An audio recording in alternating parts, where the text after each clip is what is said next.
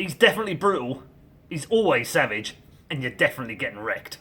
Right, this is going to be another one of my donated discussions for everyone who's in $100 or more tier. Right, so on this one, I think, have you ever actually done one before, Joshua? No. Right, there we go. So obviously I've been trying to set... in general, I do actually try and make sure everyone gets a chance to do them. It's just some people genuinely just either never respond yes, or some people, bizarrely, just don't want to do them. What we normally do is if someone's new, like give us a little bit of info just for people who don't know you at all. Like what games do you follow? Do you follow multiple esports games? And then we'll jump into a topic. Sure, I got to be probably your oldest subscriber. I'm probably closer to your age and Richard's than anyone else. I've been playing CS since the betas in the late 90s. Okay. And I really just follow CS. I've just been passionate about CS for 20 years. That's really the only game I care about.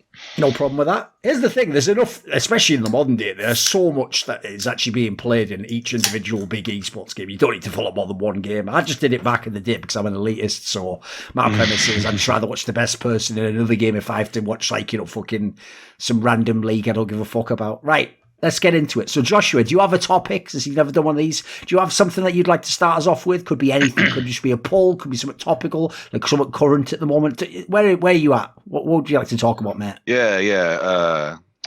So being from NA, NACS is what I wanted to talk about for a second. All right. First thing I want to say is you don't give enough credit to Method when you talk about NACS back in the day. So I just want to put you on blast for that. But beyond that, I want to talk about the new lineup that Stewie's working on and what your thoughts are around it, because there's a lot of talk around Nitro coming back to Liquid. Obviously, NAF and Elige are staying in Liquid, and they're about to sign OC, which I actually like to see someone like OC being brought up from kind of the tier 2 NACS scene. But when it comes to the new Stewie lineup, do you think, in your opinion, do you think we're going to see someone like Jack jump on top of it, or maybe someone like Jason, who's very passionate about having an NA lineup, even though after he tried the complexity mixed nationality roster there, will he come back to it? Or would we even see Hector from Optic come back, because he's kind of hinted in his text or in his tweets before how passionate he is about CS.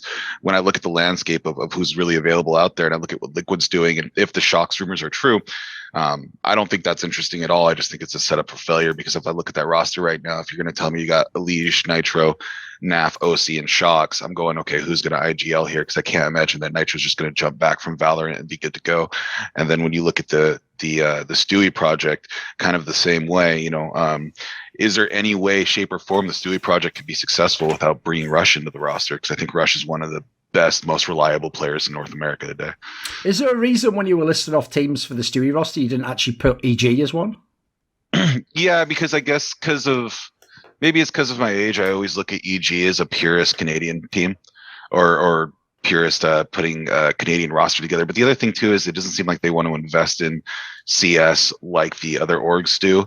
I know there's been some controversy that they're all in on CS, they're not all on the CS, but to me, I don't see them being as much of an appeal as those other three organizations would be. I guess because here's the thing. Like, I see why you referenced Jack, because obviously he has the connection with Stewie. Like, if people don't know, he had Stewie 2K under contract. He didn't have to sell him to SK Game, and he actually did that basically almost as a personal favour, because he just won the majors. So he was just sort of like, well, fuck it, he did win the majors, so I'll sell him. So I actually know, as far as I know, he would have chosen to have kept him back in the day and kept the team built around him. So if I had to guess, I don't think the idea, like Cloud9 has hinted that they're going to come back. There's even rumblings behind the scenes that some of the other Flashpoint orgs maybe reinvest into CS, and maybe that in itself, obviously I'm not inside the orgs, this is purely speculation / things I've heard, maybe that even means there is another Flashpoint tournament if they've got enough lineups.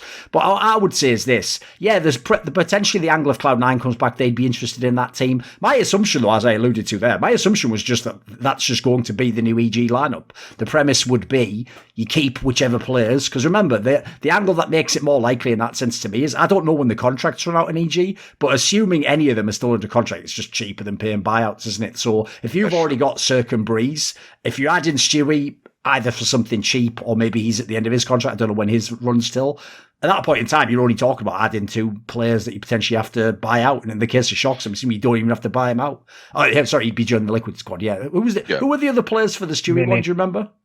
Rush was one that Rush. comes to mind, and also Tarek making a return. And I think Tarek is actually still under a streaming contract with EG, if I recall. Okay. What was the other name that someone just said there? I said Vinny, but that was Liquid as well. Oh, that's Liquid, yeah. And the other one I'd heard as a rumour, but this was again implied it might happen, is I've been pointing this out to people on shows for ages, but no one thinks this way. No one thinks about the players that went to Valorant, but will eventually discover either A, the esports scene isn't that sick, or B, I just don't like the game as much. So I want to see the people who come back. So one of the names that was rumoured might come back in the last few months, but for real, not just stupid Reddit speculation, was Automatic. Yeah, the notion was too. maybe he wants to come back. So if he comes back, I'll tell you right now, almost immediately, I'm assuming him and Stu would basically try and play together. Like they seem thick as thieves, as we say in English. Like they're just mates, they get along very well together. So if he was going to make a team, that would be an obvious one to make if you're bringing a squad back along. The only problem I have with this overall approach is, like, I'm actually kind of surprised that the rumor is that Nitro joins like Liquid. Because that was a weird one in itself. Like, I don't really know why everyone's so hyped about that move. Like, I'm hyped about a move like Automatic coming back, because he was still a very good player, even when he left, essentially. He just sort of, like, let his game go, didn't he?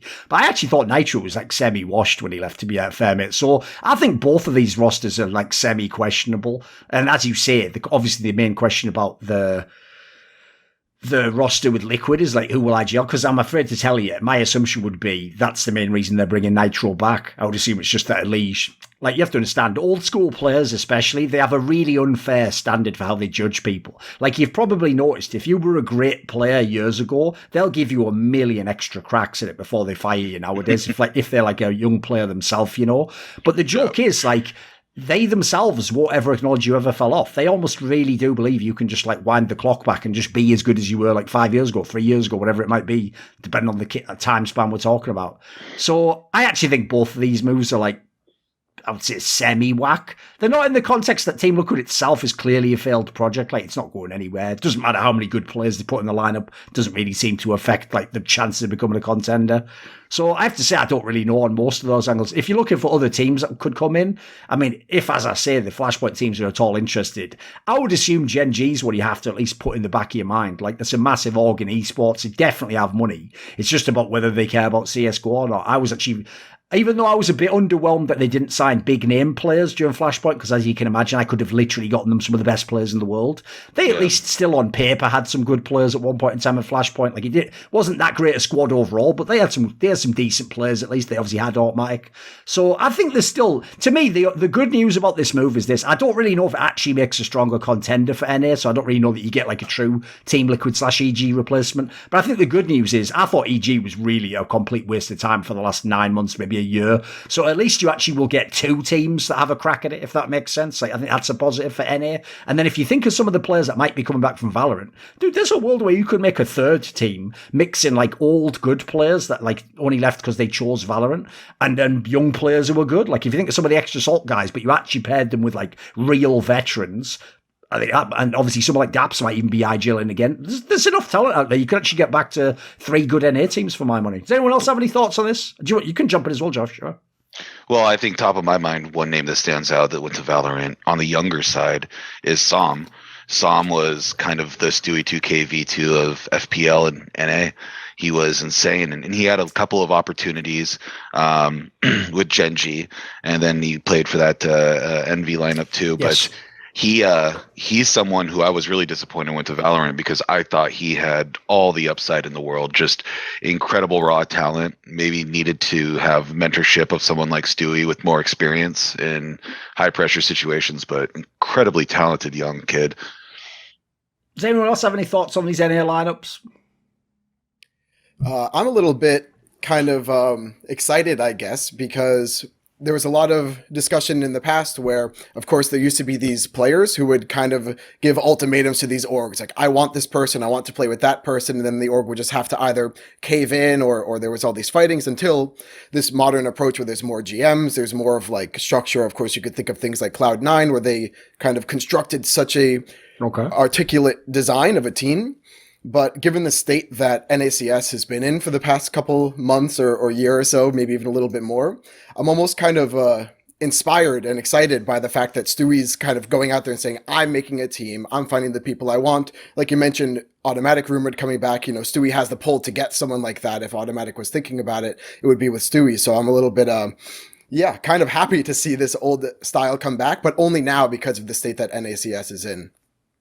The only thing I find a bit whack is, like, how can you leave a team like Team Liquid, where you actually have some of literally the best players NA has ever produced? How can you leave a team like that and then not have any actual comment about the other players except Grim? The only one he's basically said anything negative about is Grim. That's about it. Apparently he's just cool with Fallen, Felice. They're all great players, but I'm just going to leave this org, and by that logic, you know, good players, and just make a brand new team completely. Like, what's that?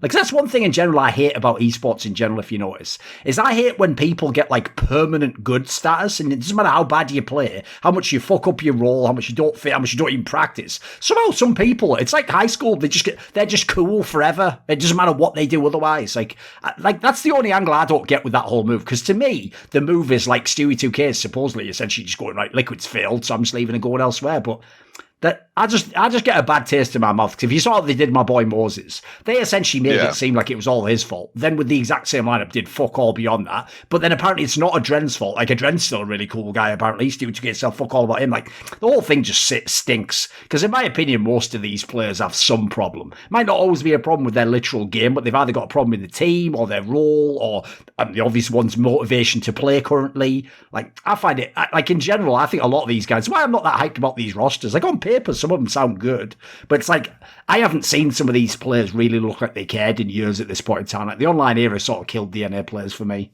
I think that chemistry comes down to a lot of it, right? And not burning bridges. If you tell me that if you were to tell me that Fallen, Elige, and Stewie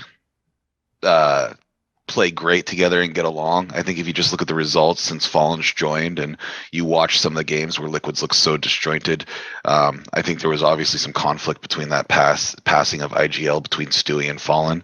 While they may not be out there coming at each other's necks publicly, I find it hard to believe that those three are actually having synergy when they play together anymore. Sure. And not having conflict within the server. And I think that when Stewie tweeted out and said that this is a dead team competing, it was a Blast or IM winner, I think that says it all, right? Like, you don't say you're a dead team playing if you're having fun and you're having synergy with the people you're playing with, right?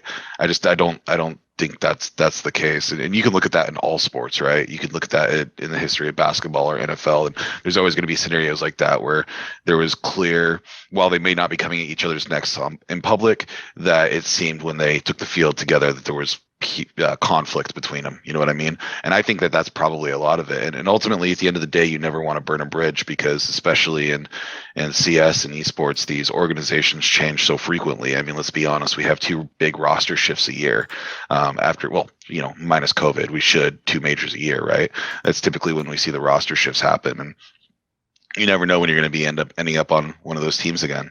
So I think it comes down to that. I don't think it's as hunky-dory as it's made to look like behind the scenes. Oh, it definitely isn't. It's just that in that scenario, it's like, if you're known as a shit talker, like, fucking give me something. Because otherwise, by the way, here's what they don't think about. I might assume you're part of the problem if you don't give me some information. It's a reasonable thing to assume. Because there's another thing. You will notice how, this is why you know who the royalty is in each scene. Have you noticed how not a single person, you told me, the analyst, who's ever made this point in the last 2 years, maybe Stewie 2K is part of the problem. You ever heard that conversation happen? Never in a million years.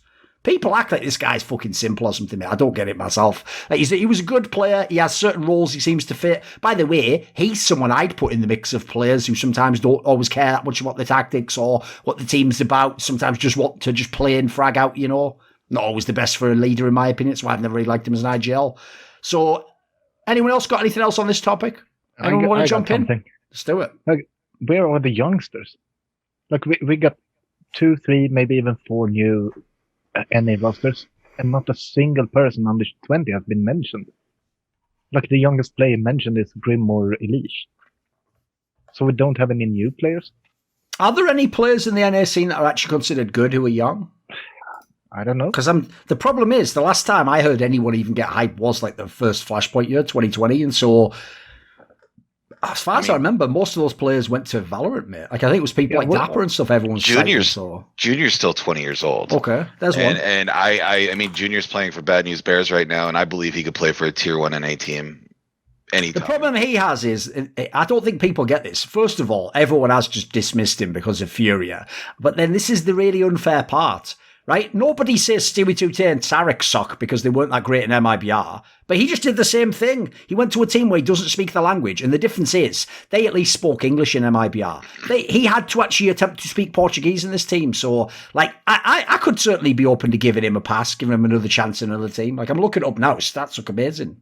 Yeah, I mean, Junior, him and Psalm, like, again, going back to Psalm, because I thought that he was so talented for so young. But him and Psalm, if Psalm came back as well, then you have two young players right out the gate. And I think if you look at the extra salt lineup, or if you look at the, what's the party astronauts or the Bad News Bears, like, there's some players on there that have standout. And obviously OC coming from extra salt to Liquid stands out there. But I think there's still talent in NA that hasn't risen to the top because of, I think, COVID being a big part of it as well. You know, not having lands at all for the pro league and things like that, giving these players a chance to really come up. So everyone's just been playing strictly online. I think there is some talent that's still out there, but a lot of these rosters are made up of, as you said, the mix of the old guard and the new guard. I would also assume, unfortunately, like, a lot of people who we would have heard of by now probably did just switch to Valorant and try their hand there. They probably didn't make it, but sadly, I think it's the folly of youth to think you got to jump on the hot thing and that you're going to make it if it's a new game. Like, if you notice, there's a lot of people think that. A lot of people really believe, like, if it's a new game, it's like, they think, like, life's unfair. It's like, oh, if it's a new game, I get to start over. It's like, well, what? Yeah, you'll start over and suck at a new game. Why would you all of a sudden be 10 times better than the new game, mate? Like, at the end of the day, isn't everyone else going to get their practice in, and then you'd have to compete on an even playing field again? Like, it doesn't really work as a logic, in my opinion, most times, you know. You're probably better off just getting good in the game you're actually initially good at, and see how far you can go. Anyone else got an angle on this one? Yeah, on the case of the NA orgs, the only one I heard that Stewie could go to was EG, but are there, like, other orgs that he could even possibly, like, form the team with? Because I mean, like he says, it's basically implied Cloud9. Not that they will come back, but they're, like, open to it now at least, whereas they obviously were completely closed off after they shut down the project they had like a year ago with Henry G. So I would say that's an obvious one, because he obviously played for Cloud9 and won the Boston Major with them, so that just there's an obvious connection there. It's just, the other ones, it's just purely about whether they come back to CSGO. I don't have any information for you on the other ones. I got, like, obviously, Envy continually every few months do a hint that they're going to come to CS, but they don't fucking do anything yet. So I personally don't put much stock in that one. Just depends who actually thinks CS is viable. Like, I don't know if the Major changed things for some people. Like, that's actually an angle people probably underrate. So there are some people will have seen, like, the viewership of the Major and the fact we've had a few lands, and they might actually think we're transitioning to, like, a better circuit than we had last year. So maybe they're up for it then. Not impossible. So we want to shift topic there. Go on. I'm just, one thing, I'm actually shocked that no one's had any comment regarding Rush. I mean, has Rush fallen off everyone's radar as someone who they don't think is going to be relevant anymore? I mean, he's been one of the most reliable players in NA for so long. He somehow is still not signed to a team right now. I mean, he's in that later I think his problem, career. mate, is he's basically like the NA Sticko, which is he's actually a player that could definitely play like a better role and be more of like a scoreboard player in a different team.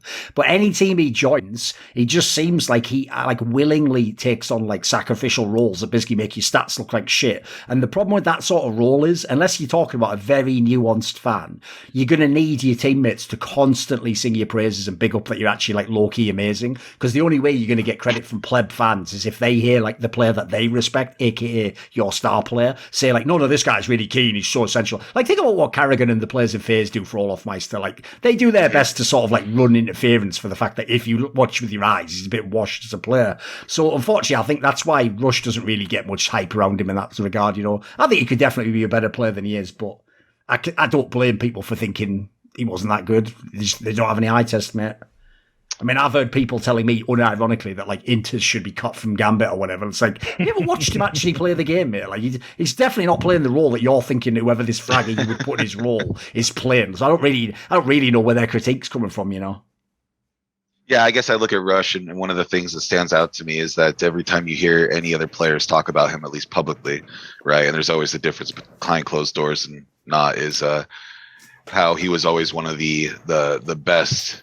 I don't think I've ever heard anyone criticise him outside of the game. You're right. I put it this way: as far as I can tell, he is like a very cool guy and a very good teammate. Like that's the vibe I've gotten from all the times I've met him and all the different teammates I've had. Like he's one of the few players I've never heard anyone say anything negative about. Really, if I had to guess, I think the only negative thing I could say, and this reminds me of when he went to shit in Optic, is I think because this is where he's also a bit like Stickle. I think sometimes he himself, by the way, buys the hype that he's not that good and just goes like, well, I guess I fucking suck now, don't I? Which is like, as much as on the one hand you feel sorry for people like that, my problem is this, right?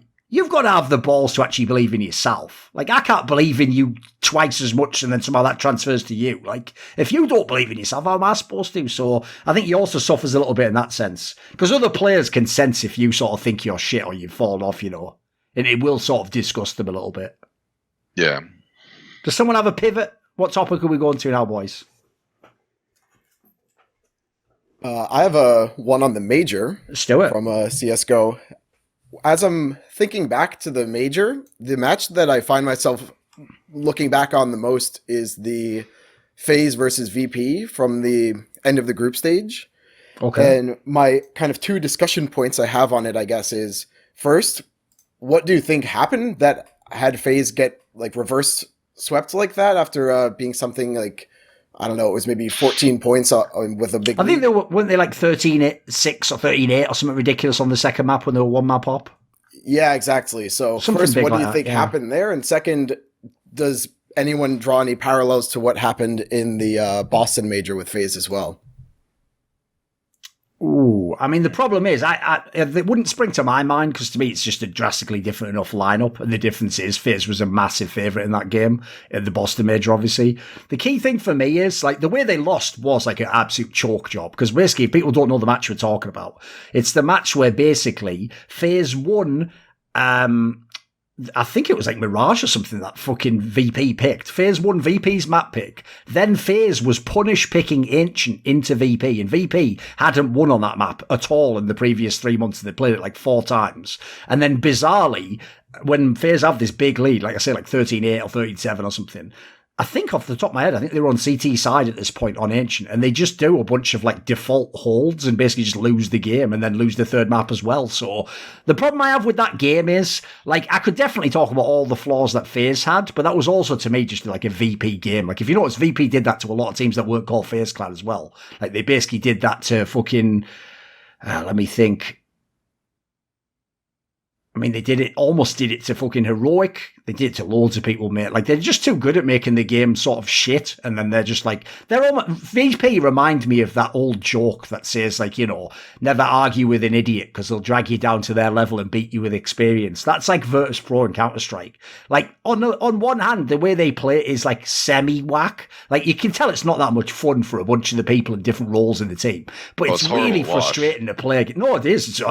For everyone, it's weird. It's like, that's why, to me, I can always tell who has like a good eye for the game. Because if they can sort of get into VP on any level, they probably understand quite a lot about like the meta and the tactics of the game. Because there is something there under the surface, but obviously it looks like absolute trash to watch. And I can only imagine, I would guarantee they're probably the most annoying team to play against. So I think that's part of it. And then I think it just basically exposed loads of the FaZe flaws. Like, the problem FaZe Clan had was they're not actually that good a teammate. Like, they don't really have firepower in this team. Let's be real. Like, if you go with my classic way of looking at teams, like skill, team play, tactics, fucking which one have they got? None. Like, maybe a little bit of tactics. They have a good caller at least. Even then, I don't know how deep he's going with his playbooks. I don't think his players are good enough. So I actually think, if anything, for me, FaZe Clan actually overperforms. I don't think they're a very good team. It's just that everyone else looks at their names and they're like, why can't they be number 4 in the world? It's like, for me, same reason. Look at the names. Half these players are washed, mate. See, I'm biased as an old man. I'm always going to be a believer in Kerrigan as an IGL. He's one of my favorite IGLs of all time. And so I believe in him as well, mate. But at the end of the day, you've got to have someone there's got to be someone to shoot the gun at the end of the day. You can call the best shit in the world. If the guy doesn't win the fight, you lose. It's half the reason why I don't give Boomich credit. He has like the most retarded arsenal of all time in Counter-Strike. Of course, he wins all the fucking rounds. For all I know, you call him the wrong strat and just wins the round anyway. Like, You know, if you look at the players he's dealing with, how could you even gauge how good the call is? In fact, half the time, you can't even know what the call is because it's just gunfights in it. So I was I don't know, actually mate. thinking about that earlier today about Navi is we're kind of getting into an era with Navi, if you want to compare it to, a Hulk Hogan in the early 90s, of where we're going to go 2 years without any defeats, and whether or not that's good for spectators or not. Because when you talk about the best players in the world, like if you're going to talk about the top 10 players in the world right now, are you going to tell me that at least 4 players, or telling me that obviously outside of Simple, there's zero question anyone is even close to his level right now? And I'll argue that all day. Zyu, I don't give a shit who you want to talk about. No one's close to Simple. But then in the top 10, you would have a good argument putting, 3 more Navi players in the top 10. It's almost like when we had that year when I don't remember if it was under the Astralis name or the TSM name, when we had 4 Astralis players in the top 20, but now we're talking about potentially 4 in the top 10 for Navi. It's an absolutely insane roster. Sure. Anyone else have? By the way, obviously we can go anywhere on this one. Does anyone have anything about FaZe or the match earlier or Navi? And any angle? I have my own thoughts just because. Yeah, do it. Yeah, I was a bit curious, I guess, for more context, where I absolutely agree that FaZe overperformed and kind of had no business getting that far to begin with. But that's why I kind of isolate almost that moment of being so far ahead on Ancient, where I'm just to recap really quick, I'm a Team Fortress 2 player, right? And not only that, but I'm the in-game leader, or we call it a main caller, right? So I pay attention to a lot of those aspects of the game. And that's also why I brought up the Boston Major finals with Karrigan too, because, yeah, of course, this phase is so different now, but Karrigan is kind of the part that came through. And of course, with the circumstances in the Boston Major, there was so much more pressure and so much going on, and everyone surrounding them in the big stadium, right? So it's so different. But this almost felt like an equal but opposite kind of problem, where Karrigan almost said to the team, like, listen, we can play default. We just need a couple more rounds. We've already won on their map pick. We're going to maybe be okay on Overpass. So let's just play our game, chill out, not go too crazy. But then, like you mentioned, VP just grinded them away over and over again, because that's the kind of team that VP is. So it felt almost that FaZe kind of like rested on their laurels. Like, we're on LAN, we can do this. We just need a couple more rounds and we'll be fine. And then you blink and suddenly the entire match is over. One thing I think is probably underrated in Counter-Strike, it's one of the reasons actually I'll tie this to some of the past FaZe lineups. It's one of the reasons I actually think people like Nico fail to have the best lineups built around them, which is when you get really good at the game, or if you ever have like a peak where you're like truly a world-class player, typically you do understand like most of the situations you're going to see in the game and what the correct sort of meta play is, right? But the problem is you might actually make the mistake of thinking that everyone else who's good at the game also understands all those situations. So, in my opinion, one of the reasons why I think this FaZe Clan team is actually like, I think they're actually not as good. I think they're better than they even should be. I don't think they're a very good squad at all. Is because I actually think if you're someone like Karrigan, even though if you were to take the nameplate off and just look at the demo, you should actually be saying things like, wow, like Rain really this played this, like what's this Olofmeister guy, except without their name, obviously. What's this guy doing in fucking Underpass? Or, Instead, though, I think unfortunately, they just assume that these players, like, well, they all know how to play the game. They all know what to do. It's like, this team doesn't do. Like, I couldn't rely on this team to win a bunch of rounds and just be like, right, win out, guys. All we have to do is play our game. Like, what the fuck is our game? That would be my question. Like, I think some of these players really are stuck in the past, mate. And I think they just look around. It's like, think about every FaZe fan you've ever read on fucking Reddit or HLTV. It's almost like a meme. It's like a little kid at their fucking asking Santa Claus for Christmas, like, oh, all we need is for Brokey to be like a bit better, and then Twist to be consistent, and then Rain to have a good performance, and then Olofmeister to like, fucking hell, how many things do you want? Just have a unicorn instead. What are you asking me for? Like, you're not going to get 4 players to radically change like their performance, consistency, like, this is not going to happen. So, to me, in most teams, if it can't either A, be fixed with one player, or B, a role swap, the team's probably fundamentally broken. It's why, if you notice, I'm not as hyped anymore about the idea Rops joins this team. Like, I would rather Rops just joins G2. At least G2 could actually potentially be number 1. I don't even think if Rops joins FaZe, they become number 1, mate. They'd probably be like number 6. They're probably in that range. Probably like 4 to 6, if I had to guess. Anyone else? Remember, you don't have to talk about what I'm talking about. We can go anywhere on this. I just wanted to say when the comparison to the Boston, I think for me when I look at FaZe in that game, this past month versus Boston is I think they fell flat, and I think you're kind of right with what Kerrigan was saying. But Boston, I think Boston was just a different level. I mean that Inferno game with the clutches to set it into overtime, and Overpass was kind of really a joke. That was kind of a crush by Cloud9. I think the hype level and the level of competitiveness, and they say that sixth man in the crowd, that arena was insane. I was there for Boston, and that I think was just a totally different level. I do think you're right though about the calling this last month versus then, but that Boston major was just another level. That those finals are one of my favorite finals of all time. The Boston Major final basically is what I was thinking of when I've made some points people might have seen on recent talk shows about Na'Vi in these big LAN finals, where whenever they get to the final, they play like half as good as they have in the rest of the tournament. And they're just lucky at the moment that they're not ever actually played anyone who's like good enough to sort of take the throw, as it were, and actually beat them with it. They play teams that like do their best to exploit the fact that Na'Vi's a little bit underperforming, but they still lose the game and Na'Vi still wins.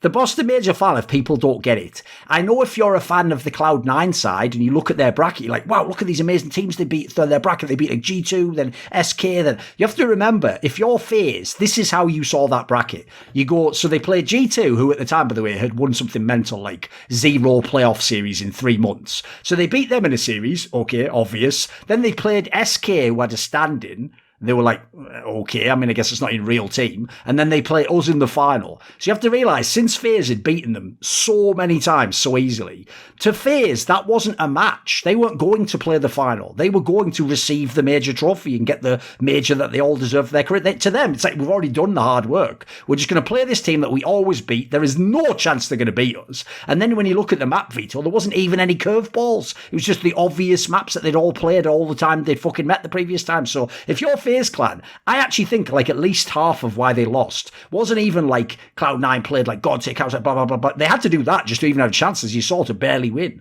To me, what really fucked the thing for FaZe was they almost went into the match thinking like it's a match that's won, now let's just go through the motions. That's very rare if you think about it, that'll ever happen in a LAN final. Normally in a LAN final, you either are facing like your main opponent, like it's the best team you're playing, or you're playing a match where it's like, oh fuck, like I'm gonna have to play well to win this. If you're in certain positions like Na'Vi is now or FaZe Clan was then, what kills you is thinking in your brain like this isn't a real match. Because if you ever see a game like that, it's not until the underdog, like for real, is threatening to win the game that the favourite ever wakes up. It plays out like that so many times in history. It's why a lot of actual like upsets aren't usually as sexy if you ever go back and watch them. Usually it's like the team that's getting, like when the underdog's like starting to get in the game, the other team's just still sort of in denial, like, nah, what's that? That's just a fluke. They just won like a pistol. They just got some deagle kills. Like, we'll get it next. We'll get them in a minute. Like, and they just all expect to wake up and just win the game overnight. It's one of the reasons why I've been pointing out, like, if there actually was a really good team, I could see Na'Vi losing one of these finals in the upcoming months. But then again,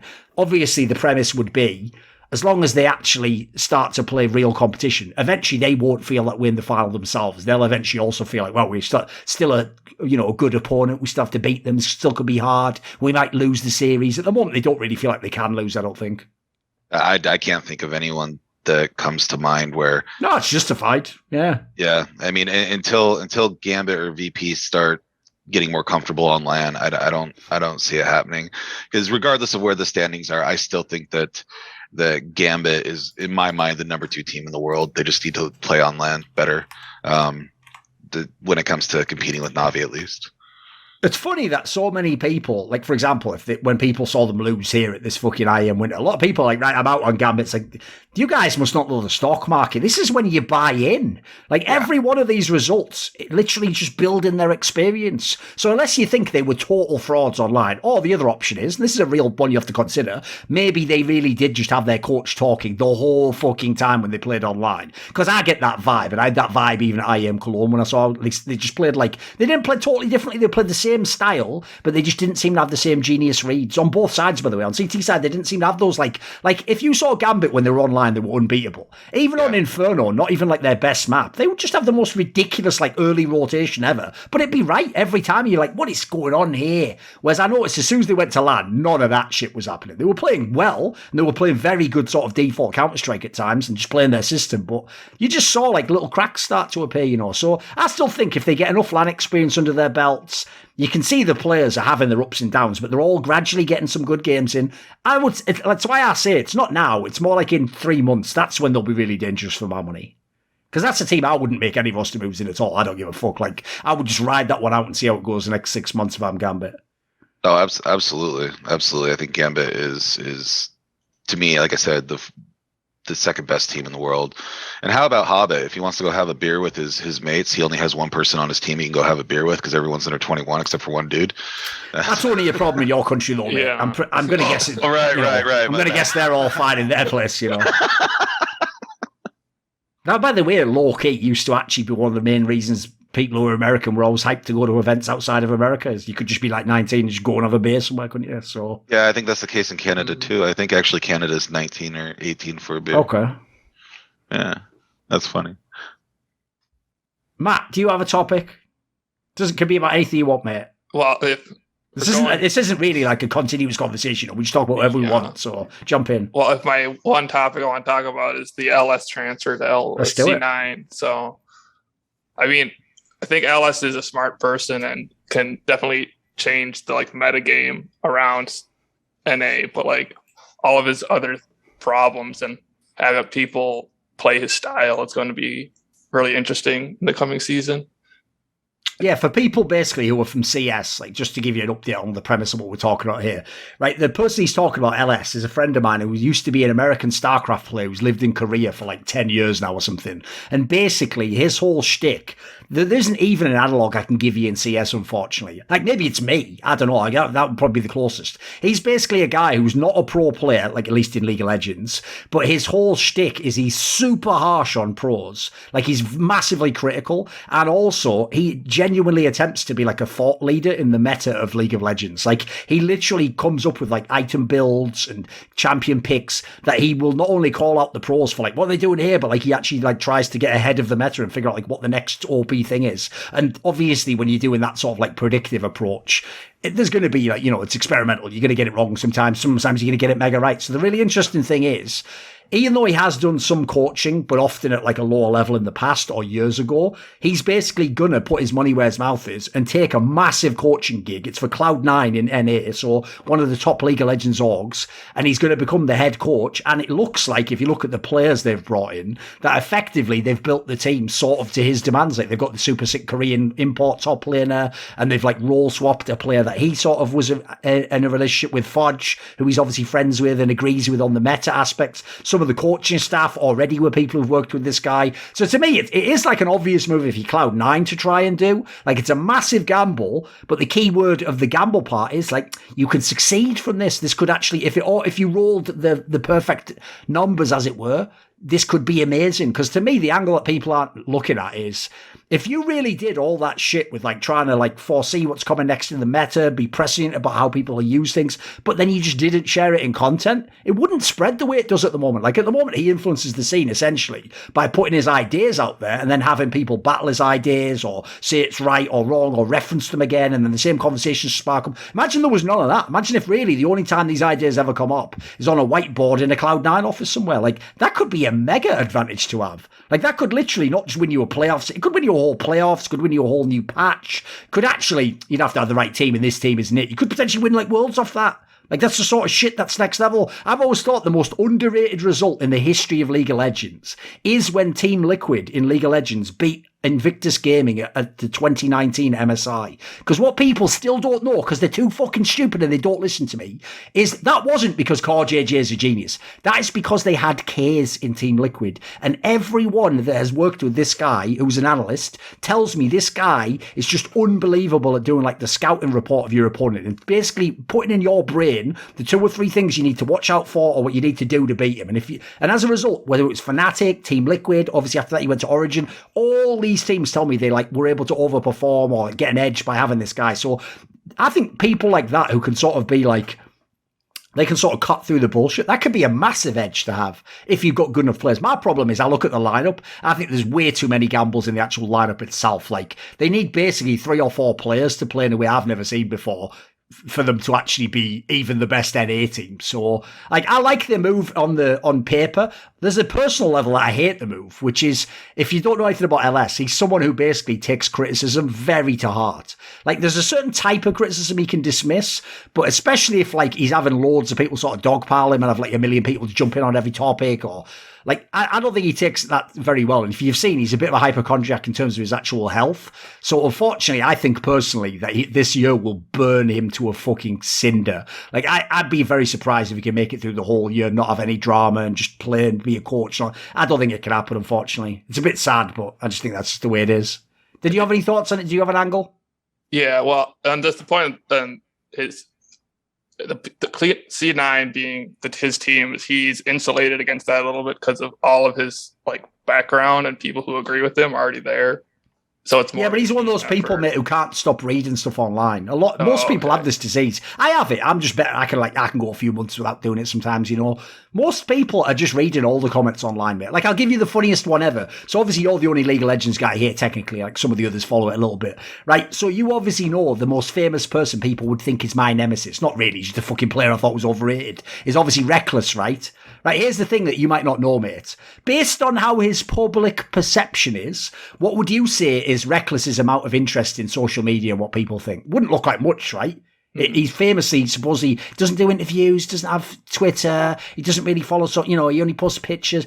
I can tell you right now, this guy is obsessed with what people think about him. That's why he doesn't go on social media, because he knows he can't handle it. So, like, there's certain people where they're almost like masochists in that sense. They have to keep reading all the shit that people are saying about them. I get it, because on some level, basically the flaw that you're making is this. Whereas everyone else on the internet is dehumanizing everyone and just going, wow, it's just words on the screen. What the fuck do I care? Lol, troll, ratio. It's actually if you're empathetic that you're fucked. Because what happens is, essentially, if you read someone's comment, but you actually think, this is another person trying to earnestly and in good faith communicate with me. Let me take their idea deep into my brain like a Trojan horse and examine it and really consider whether what they're saying is correct. Well, the problem is if the comment in question is some like super uncharitable reading of something you've said and then trying to imply you're like a terrible person, like that's just going to destroy you if you keep taking like that shit into your heart and actually thinking about it and trying to reflect on it, or even worse, thinking like, this is so unfair, like why are they saying it's not true? Like that can drive people mad, mate. It really can. And unfortunately, he's one of the people I think takes that really badly. Like half the times me and him have ever had any blow-ups in public, it was just some shit like that. It's like I've just said something which to me just a throwaway comment, but he thinks I'm referring to something that someone else has been bashing him with, so he thinks I'm like trying to bash him or something. So unfortunately, LS brings a lot of baggage with him, let me just put it that way. I'm also very surprised by the move, and I still haven't heard the details of it, as to how he's going to coach an NA team. Like, was it even implied he would be remote? Do you know? No, I haven't gotten any information on that. Because that part is very weird, because if people don't know, half the reason last year in the offseason there was this massive drama where he had, for real, I'll tell you this right now, he was offered the coaching job for T1 as like the strategic coach. Half the reason why that was a massive drama is because when they were fucking with him in T1, I just even told him, like, look, mate, if you want, we can go to war with these motherfuckers. I'll just come with you and we'll just burn them to the ground. Like, we'll reveal everything. I'll get all the journalists involved. I said, we could just expose all the shit they're doing. But the problem is, at the time, his entire, like, his number one priority was live in Korea. And so his whole thing was like, stay there. He's got a partner there. He had like a house there or something. Like, to him, it was like he couldn't leave Korea. So I'm amazed at that part of this movement, which is because the implication must be, even if you were able to do some of it remote, I assume at a minimum you've got to go to NA for the like playoffs of LCS. Yeah. You've definitely got to go for the international tournaments. That goes without saying. So that's the part that really shocks me, mate. It's right. It makes me wonder if maybe he was too burned out from all the core streaming, because you saw he was doing like an inhuman schedule. Like no one could maintain that. So I wonder if this was just like the perfect timing that Jack sort of got his hooks in of like, let's have a year off, come and do this with me. We'll try something else. See if it works. It'll take the pressure off you. Maybe that angle's what lured him in. Could be. I do have some information from his stream like earlier. Was he said like part of the C9 deal was that they were helping him get his permanent residence. So C9 in Korea is doing that for him in a like partnership thing. So assuming once he gets his permanent residence, he can then travel to the US for however long he wants to. Okay, that would make sense. Okay. And then I guess the other 2 points here is LS is, besides like the drafting and like the meta, like behind the scenes read, is the way he plays is like implementing freezing and like the economics of like playing RTS on LOL. So if he like beats lower teams like super punishingly and everyone else like learns this, we're going to have like a very unique system in LCS. Oh, could level up NA completely, yeah. I'm with you on that. If anything, that's been actually the main problem in LCS. And by the way, I'll put most of this at the feet of fucking TSM. If you just play a style where all you ever do is have a bunch of good laners, I say good, not strong, just good, and then you win team fights, like, well, yeah, everyone else will just copy you because that's the way to win. But the problem is you'll always just get butt fucked when you go to international, won't you? Like, that'll never be the best style. And even if it is, by the way, the Chinese team's going to have like twice as good players. So good luck using that style to beat them. It's probably the worst styled. I don't think people get it. Team fighting is probably the worst style to have if you're underpowered. Like, if anything, the joke is, I always thought the reason EU was always way better against the international is we used to have real split pushers. Like, we had people who actually understood like map dynamics that could potentially give you an edge, or I mean, famously in split pushing, you can get back in the game, can't you? You play the sort of rat Dota style, if people know what I'm referring to from Dota 2. Mm-hmm. Yeah, someone else, yeah, go on. There's two more things, or not two more things. The two other players, Summit and Berserker. So from what I know, like LS, like scrimmed T1's third team, which then the team 3 scrims the T2 team. So I'm sure LS like had some interaction with Berserker and like knows he's pretty good. And then Summit was in the position where LS, I think, had coaching him before, and he was part of those like very first scouting reports. Oh, right. So when LS was scouting Morgan like 3 years ago, he said that like the best up and comer. It was the same idea with Summon, I think, like 2 years ago. I mean, listen, all I'm going to say is the Morgan take aged like milk, but the Summit one's pretty good if it's indeed true. It was, yeah. Oh, and by the way, I'll say that as well. There's another angle people are missing out on, is LS does actually have a very good eye for talent. So again, this is someone who could potentially get you a player way earlier than others. It's like I always said in EU, the one that always puzzled me is why no one just got Veteran to be like the assistant coach. The guy had a mega eye for talent in the RLs. Like, he obviously knew what he was talking about. Like, I do know the real reason why. He's a bit of a fuck up and he's done a lot of stupid things politically, publicly, that people don't want to be associated with. But no, those are the players that I still find it bizarre that Western teams don't realise. Like, don't waste your time every year contacting Chovy, one of the best Koreans, and saying, please join my team. And he goes, I don't want to. Why not get him before he's become Chovy? Why not get him when he's on his first year or year 0, as it were? Get him when he's in solo queue and he's just about to play. Like, that's the gamble to take, because then you actually might have Chovy, you know? Mm-hmm. Yep. C9's going to be very interesting this year. So excited. By the way, don't worry if you want to ask another League of Legends question at some point. You can do that. It's no problem with that.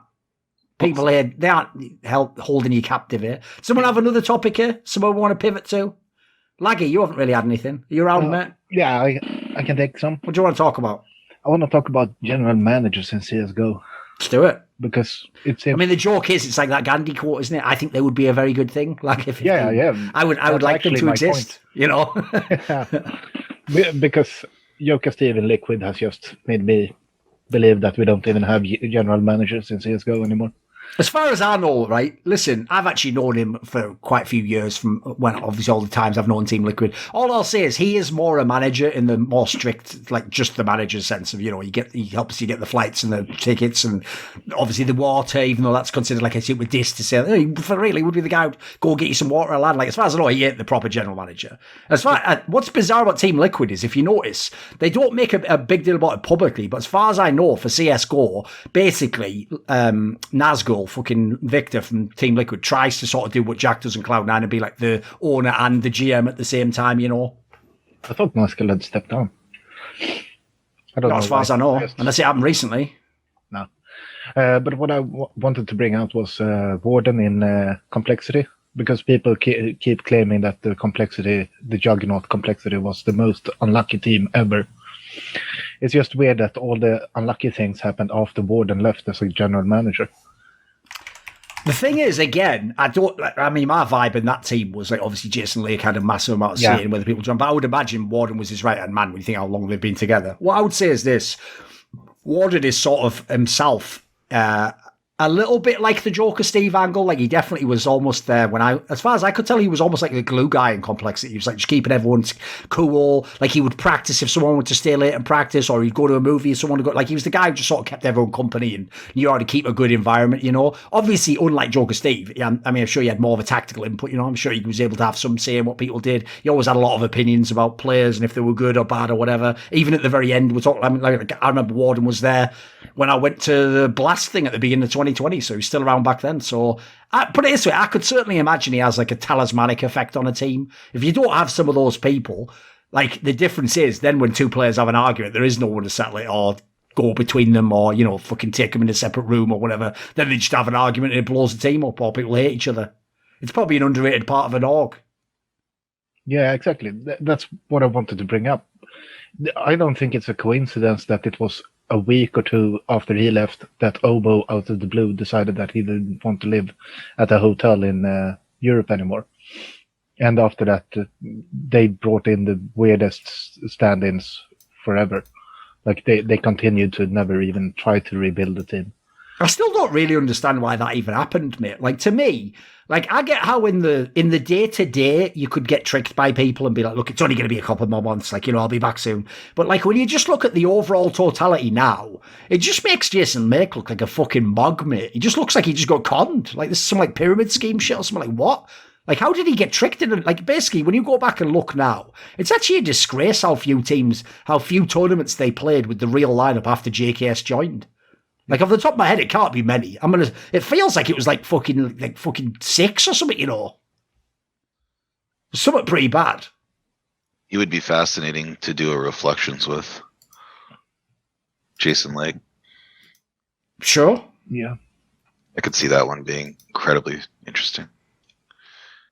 Did you have any other take on it, though, Lagger? Like, do you think teams should pick Warden up? Is it specifically Warden, or is it more the complexity side of it? No, it was more the theory of it. All right. Good in complexity, I couldn't say that he would be good in any other team. Put it this way, there's definitely a lot of teams right now. So there's definitely a lot of teams where it's like,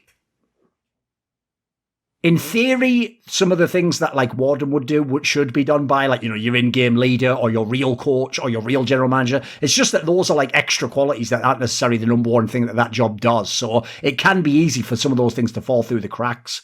I mean, if people haven't guessed, I have always thought in Team Liquid, the number one thing they have lacked ever since Zeus left the team / was no longer hired, was they lacked a real leader. They've never had that in Team Liquid. Anyone who thinks Stu 2K is a real leader, like, you don't know what I'm talking about when I talk about a real leader. Like, that's just a fucking little Asian kid playing the game, mate. He's not, I don't know why people still think, like, because he goes like, well, that bitch. Like, do you imagine this guy just like, I just fucking go, oh no, fucking Stu 2K is coming, bloody hell, I hope he doesn't wreck. No. He just walks by and shyly looks at the ground and has a drink of a fucking Coca-Cola or something. What are you talking about? Like, there's not, it's like I always say, in esports in general, there aren't not really that many like real men, to be fair. There's not really like people you'd see and be like, fuck, what a great man, I'd follow him into battle. Like, half of them are a bit fucking whack in that sense. They're just nerds, you know. So I think a lot of teams are lacking people who set the culture of the team, as it were, and maintain like a healthy relationship with all the players and stuff. That's actually a probably underrated element of team structure at the moment.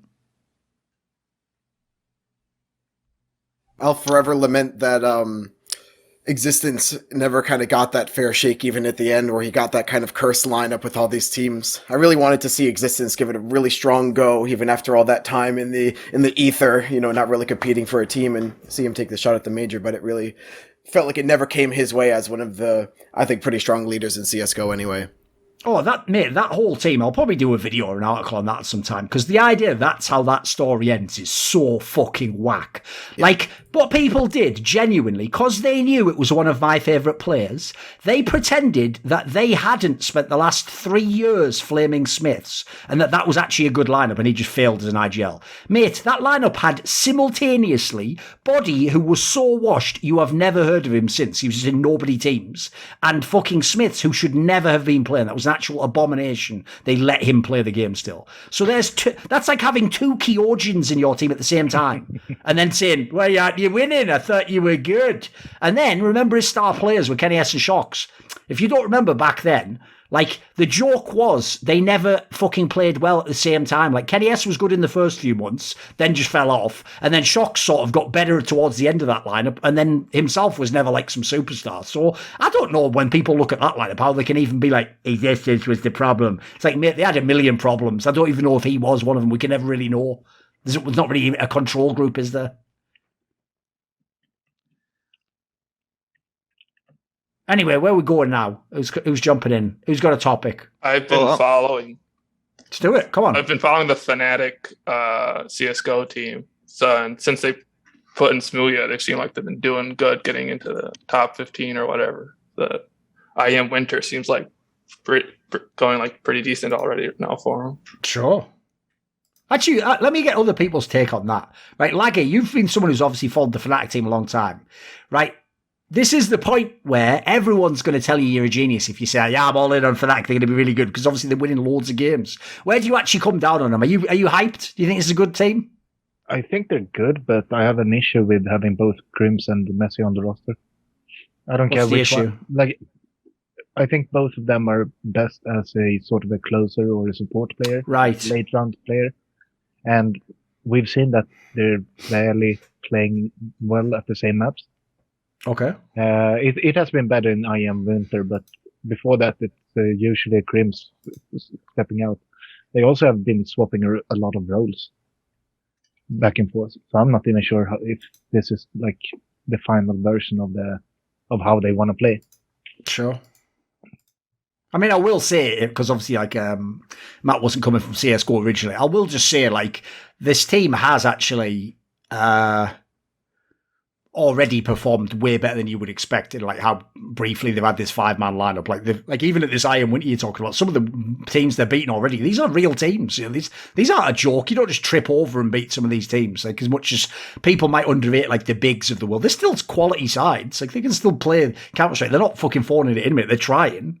So I think some of these wins are very promising. But yeah, I'm also with you, which is that the problem with the Fnatic team at the moment, you'll notice I said this as soon as they went on this streak, is whenever everyone in a team is playing well and, like, fragging above what you'd expect, you should obviously have, like, fucking red flags all over that motherfucker. Like, is this really going to continue? Because, spoiler, if it continues, you just will be a top 4 team in the world. To me, I get the feeling, yeah, there might still be one player change, or there might still be a few roles that are a little bit jagged. So I personally expect them to be more like, you know, like the fucking 7th or the 10th best team, and we'll just go from there in the next few months, you know.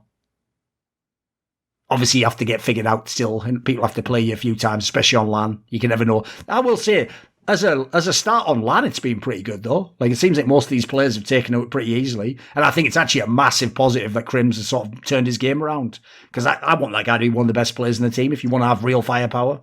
Yeah. Would you actually, are you implying you would cut one of them or replace them? Not really sure, because Messi newly signed his contract, and Sure. he's one of my favorite players, and Crims is the legacy player, or what you want to call it, the franchise player, so you can't really cut any of them right now. I also realized there was someone else pointed it out. Alex has surprisingly bad crosshair placement. Okay. If you watch his POV, he has to do a lot of aim corrections, and usually when he peeks corners, his aim is off by like a decimeter or something like that. So he needs to correct everything when he's peeking. Fair enough. I will say, I do think he is a pretty good fragger for an IGL. Yeah. I don't think people get this, by the way. You know, whenever we have those discussions about, like, this guy's a good fragger for an IGL, people don't get it, mate. They really think that they're going to go to HLTV and look up the stats and go, yes, you're right. Like, mate, I wouldn't need to make the comment if everyone could just see the stats. Like, when you're an IGL, you're almost never going to actually frag. Like, what you're looking for is things like, do you get a lot of kills per round on average? These are the things I'm looking at. Like, with the roles that the IGL takes in the game in most scenarios, you're just never going to, like, have the great, like, plus minus differential. It's never going to be like a high rating or something. It's more like the eye test. Like, that's why I always thought the craziest example ever of that was Stanislaw. Because if you ever looked at his stats were fucking appalling. But if you ever watched with the eye test, dude, he'd have some fights where he'd be like, that's way better than an IGL should be able to do. Like, his aim would look good sometimes.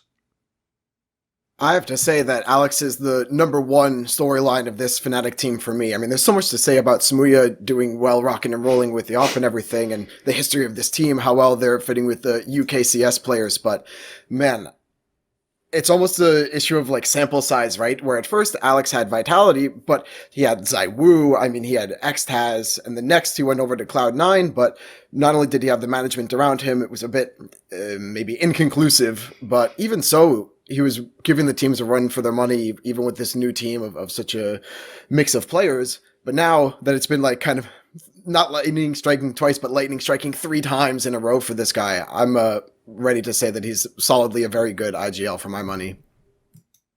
I mean, again, to me, I don't really know what people don't like about the guy. I mean, maybe he's put his foot wrong. What? Lightning strike? What do you mean? 3 times? 3 times what? Yeah, I mean, like, you know, we would say that lightning doesn't strike twice in the same place to say it's rare. So I'd say at first he did well on Vitality. Second, he did pretty well on Cloud9. So now 3 times makes it that it can't be an accident. Okay, my point is that where do you see Jdubs and those players? Because he brought them to number 12 in the world. Oh, he means it should be 4 times. And he's saying like LDLC before. It should count, I think he's saying. I see. That's a good point. So he's been a bit of a hipster on you there, because obviously if you didn't follow European CS, you won't know that. Yeah, it's fair enough. If anything, he's agreeing with your point, put it that way. It was just my math didn't caught up. It's all right. So if you're looking at Fnatic, I have their roster up. Like, because we talk your Thorin's, I know your star, Opper, IGL, and then support system.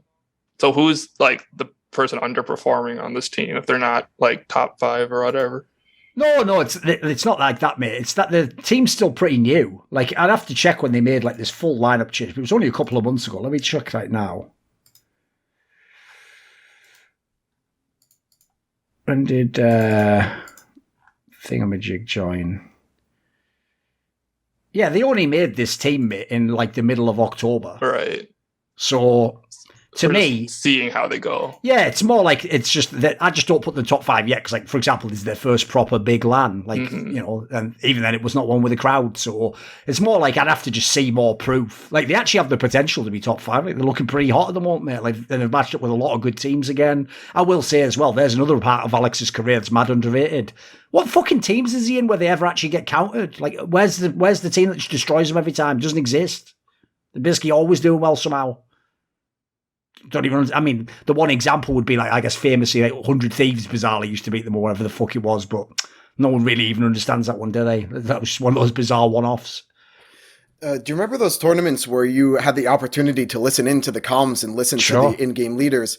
I'm dying to get something like that for Alex because you listen to him and he's soft-spoken, kind of level-headed, you know. He's almost like Nitro kind of in that way where he just kind of says what he wants to say and that's the end of it. But then you watch what happens in the server, seeing everything unfold. Yeah, like he doesn't get countered. I mean, they don't get caught with their pants down. They don't get flustered. So I'd really be interested to hear what type of a in-game leader he is on the server. I'm actually a bit surprised that at least on camera, he does come off as like a bit of like a soft-spoken guy almost, because one of the reasons I think he's got in trouble is just like he's just had those sort of like quotes that get quoted in an interview and then people just run with it, you know. So I think actually low key, he's actually a bit cocky behind the scenes. I think he definitely is I would say he's a strong leader. Like I got the vibe personally, he doesn't really take any guff. So I think he just comes off differently on camera in that regard. Put it this way, to be a really great IGL, it's hard to be a true like nice guy or whatever. Like even to the degree that Carrigan's a nice guy, he is a bit, but at the same time, he's pretty ruthless. Like, you look at some of the players he's caught and people he's worked with, like, he definitely has strong opinions about the game. Yeah, I agree. I think you can see what kind of IGL someone like Apex is, or someone like Nitro as well. But yeah, that's why I was a bit curious because, yeah, the on-camera persona seems to be very different from, this very strong IGL making these roster moves like you're saying and progressing his career more and more. So thanks. Do you have a topic, Zach, you want to talk about? Sure. I had one a little bit more general just on esports as a whole. This comes from the there's every so often on By the Numbers, it's a point that I think usually Richard Lewis brings up, but talking about different types of fans and fan loyalty, like how, something will go wrong for a team and people are all changing their flares and things like that. It's usually talked about in like a negative way, but to me, that's like the beauty of esports, and that's something awesome to me. I don't like the idea of home teams. It's kind of strange to me where, I don't know, if you don't like basketball very much, then sure, just go for the team that's nearby and cheer for them and that's it. But if you really love basketball and you love the whole game and the history and the different players and the coaches and everything, you know, there's such a big sample size to go through that the odds of the team being near you as your favorite is so low. And with esports being rooted online, I think it's amazing that these, you know, people from anywhere, from any place are able to go and play, and you can watch them from anywhere. And that's kind of the point. And even in these big tournaments, people are all gathering in the same place. So I was a little bit kind of curious why people think of that in a negative light. I get it with regular sports, but I was wondering what everyone's thoughts here are on like cheering for home teams and team loyalty versus just hopping around. I mean, we talked about FaZe before. As in, like, I'm a bit confused. As in, are you implying like you want it to be more like sports so people have like a team or the home team element?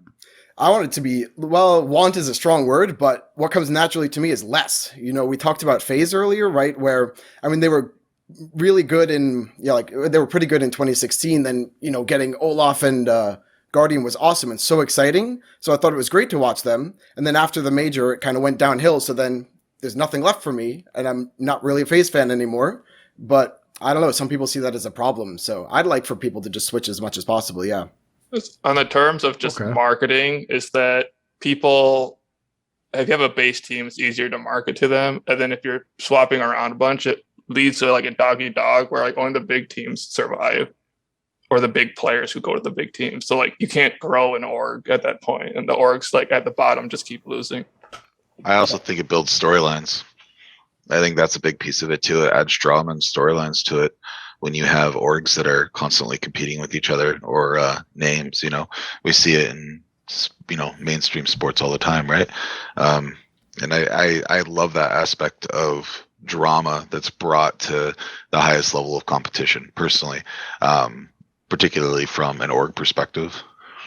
Yeah, also on the org is you want like orgs to partnership. Like the parallel you drew to basketball was, I hear like the NBA is a lot of personalities, but you want your orgs to partner with those personalities to then drive your org, or to have like they'll benefit from each other. So the org benefits from the big personality. So if they sign a contract and they keep them as like their marquee player or whatever, then it's better for everyone, because then you have everyone who's super fans of the player then getting in on the merch and the other stuff for the org. So it's just more like you want to apply it more like that and have less of this. I definitely understand why the orgs want loyalty, right? It makes sense to them. If I can be a fan of them forever and always cheer for them and give them my money, then that's definitely their job, but that doesn't really make it our job. Even to Joshua's point, where you brought up the storylines being really exciting, I have a friend, I use basketball as an example, where he loves the Celtics, the Boston Celtics, right? Mm-hmm. But over a couple of years, you know, some of their star players have left. And then basically their whole lineup has changed. And then the coach has changed. So like if you're interested in a player or a play style or something like that, all of those players are in other teams. So you should follow the storylines and cheer for those teams now. Maybe you can draw parallels to the history or something, but hypothetically, you wouldn't be a Boston Celtics anymore once the whole team has kind of churned over into a new iteration. But obviously, that's not how it works for some reason. That's what I'm trying to get to the bottom of, I guess. To me, I think you can sort of solve this, though. Like, to me, the ideal, like for me personally, solves both of your problems. So one, I obviously genuinely only care about the best players and the best team. So I switch all the time, of course. Like, for example, I did really like the Ents lineup that was like X7 and Alexi B and stuff, but then I didn't give a fuck about the one that had Sonny, etc. Like, it didn't matter at all. But what I would say is this. I like to swap around because I just like to watch the best players. I'm not just going to like doom myself to supporting some shit team for 5 years while I wait for them to get a good squad. But I do think that one of the flaws in building teams is that too many orgs try to switch players. Like what you should do is this. You should try to build a core that works. And that could literally just be 2 or 3 players.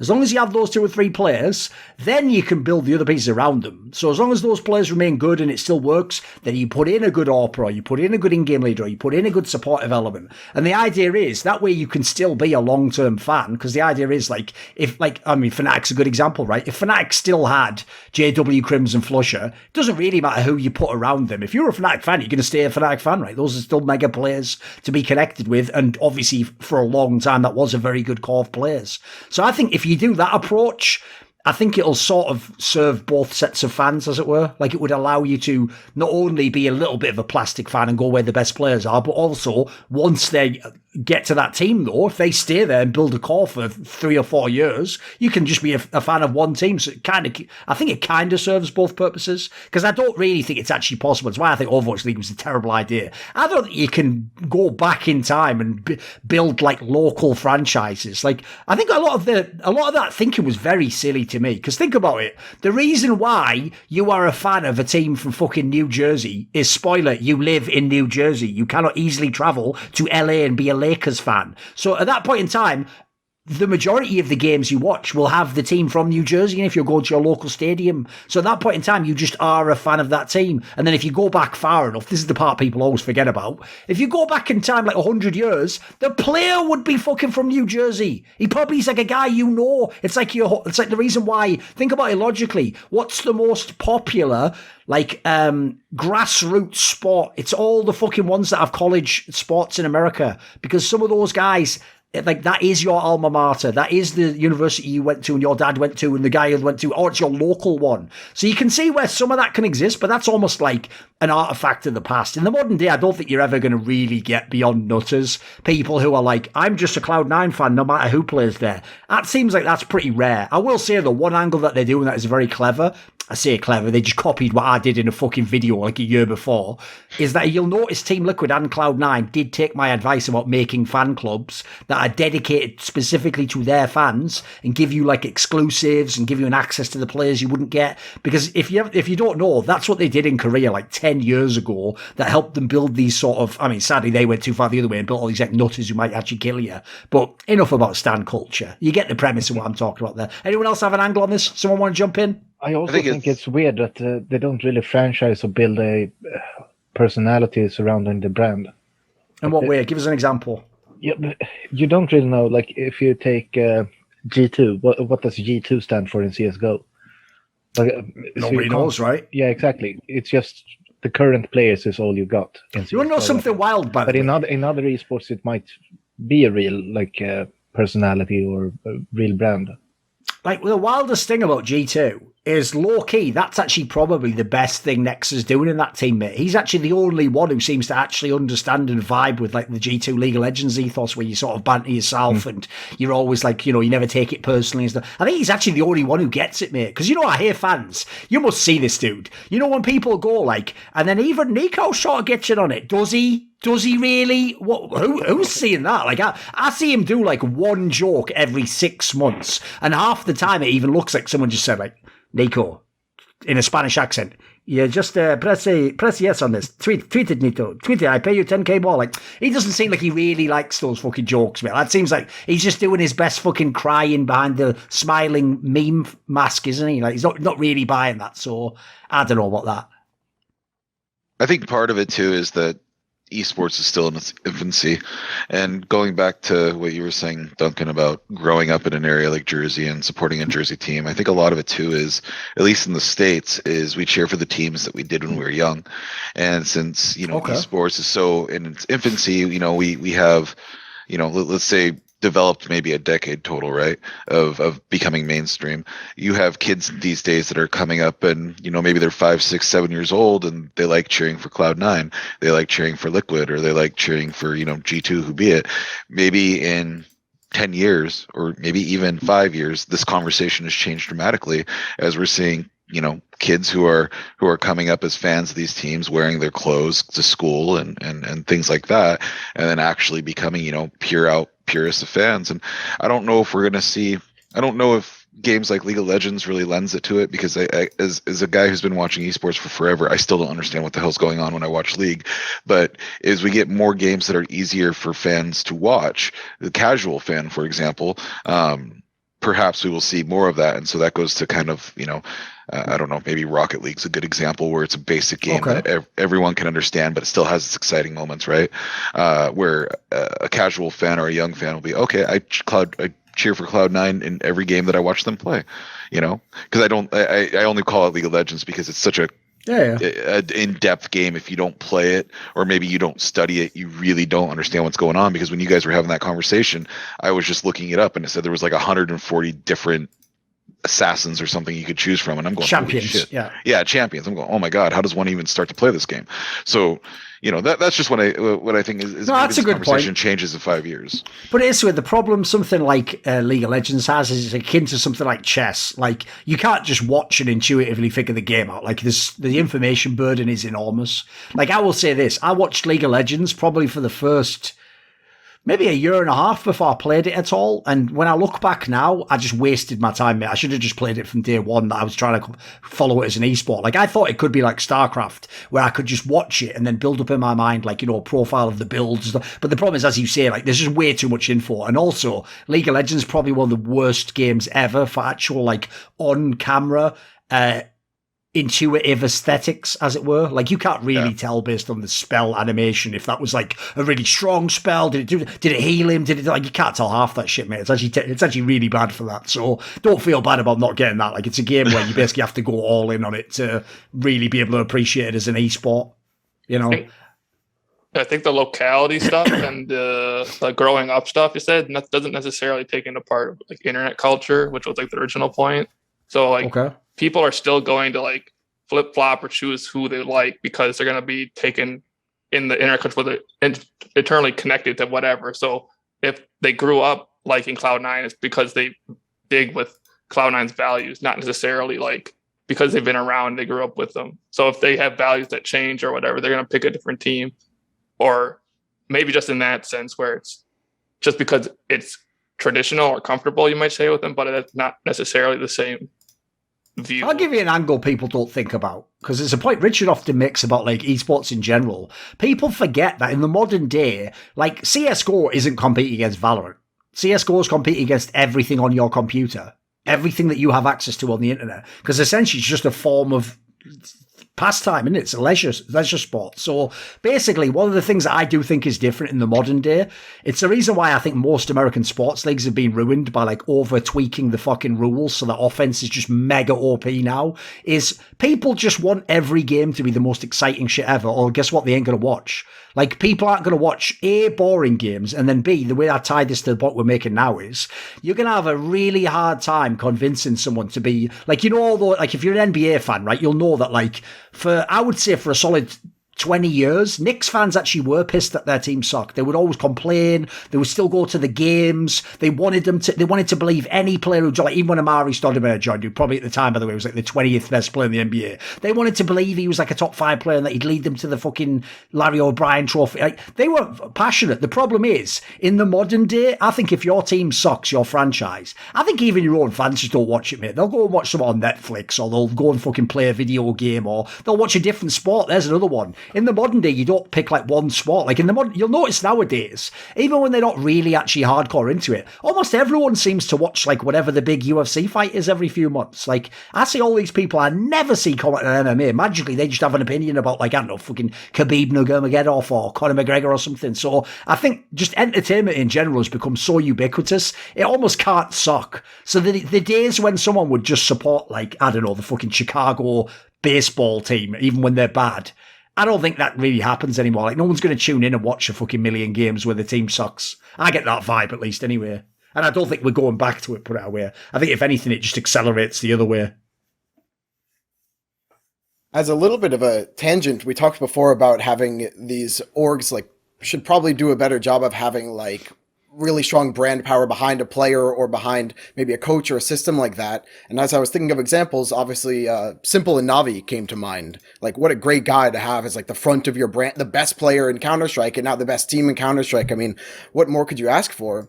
But that got me thinking where a lot of the rhetoric for many years now is that there are sort of Russian and Ukrainian reasons why Simple cannot and will not be able to leave Navi.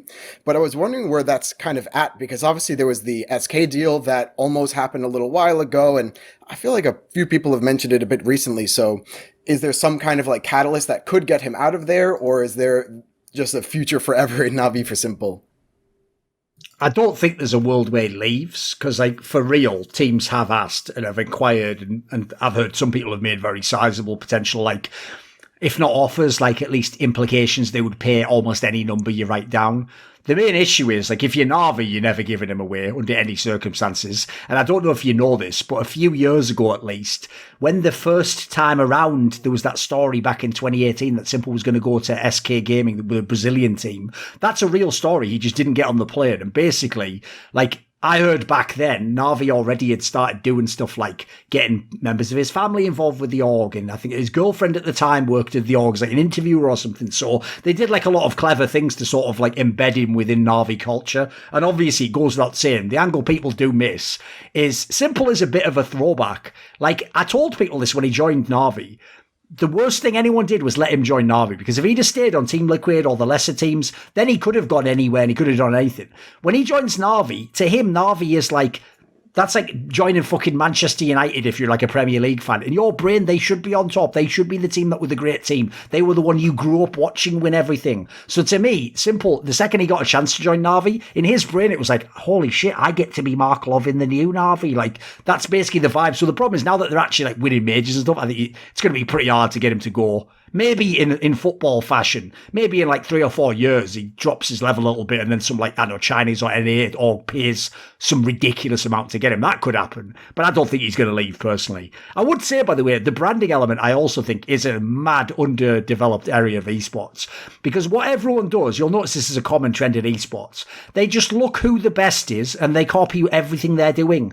So typically what you do in esports, it's kind of like what Cloud9 the org was like. Cloud9 the org, like nobody really dislikes Cloud9 the org. You might not be a fan of them, but no one hates them like they hate TSM. Because really, Cloud9's org is just sort of like, they've just nailed, like, you know, we're tiny bit edgy, but generally we're family friendly and all companies could sponsor us. There wouldn't really be a problem. Even if we have scandals, we do it in our own way. It's fairly low key. It's never a big blow up, you know. And they've just nailed how to get like most of the sponsors you'd want. What I don't get is this. It's the people who are too pussy to just lean the other way. Like if I was TSM, unironically, I would have made my whole shtick like, yeah, we are the bad guys. We're the fucking evil empire. Like it is black and white with TSM. We're just the best. And fuck you, and we'll, you know, in fact, you know what, we don't cheat, but we'll go right to the edge of the rules, and we'll sign any player we want, and we'll cut any player. I would make that the whole ethos. That way, by the way, when people try and throw it in your face, like, but Reginald's a douchebag, and say, yeah, no shit, but we're still winning. I mean, they're not winning, but you know the premise of what I'm implying. Like,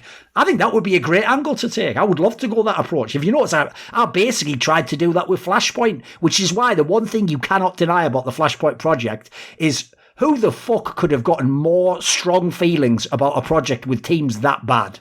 I fucking killed my job, mate. 10 out of 10 for me on that one. I made people care about a league that the best team in it was fucking Mad Lions.